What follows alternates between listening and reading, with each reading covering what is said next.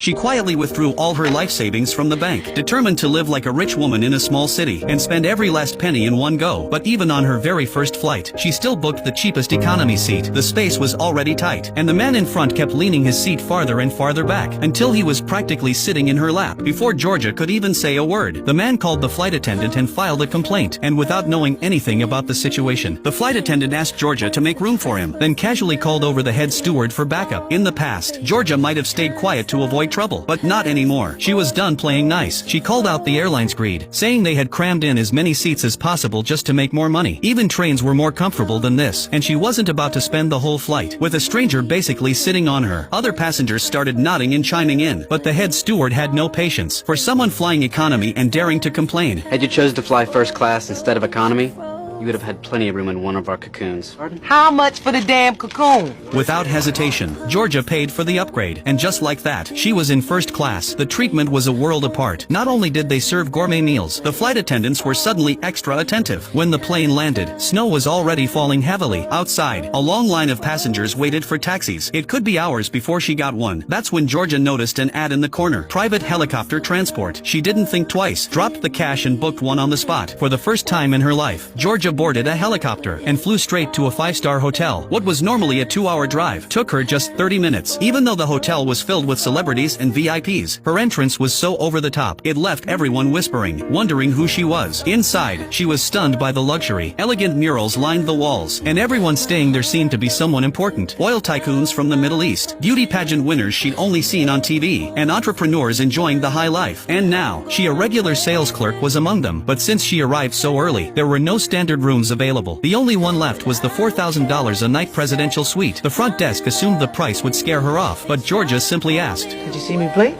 Hearing she was taking the suite, the hotel manager rushed out to greet her. Georgia, wanting to tip like a real rich person, had no idea how much was appropriate, so she just stuffed all the bills in her hand into the bellhop's pocket. The poor guy broke into a cold sweat, refusing to take more than a single note. Looking out from her room, the snow-capped mountains behind the hotel took her breath away. What world was I living in? Georgia looked like a woman of wealth, but the truth would shock you. She was just a regular department store saleswoman. She worked hard, brought in solid numbers for the company, but her salary hadn't changed in 20 years. She got the same paycheck every month, used coupons to buy discounted groceries. Also, she could save for the dreams she had written in her notebook. If she had one joy in life, it was cooking. She loved food. Every night after work, she'd recreate dishes from cooking shows, exactly as shown, but she never ate them. She gave them to the neighbors' kids to try, while she ate bland salads to lose weight. Then one day during a checkup, the doctor gave her devastating news. She had a terminal illness. She didn't believe it. She went for a second opinion, even brought in a panel of specialists, but the diagnosis didn't change.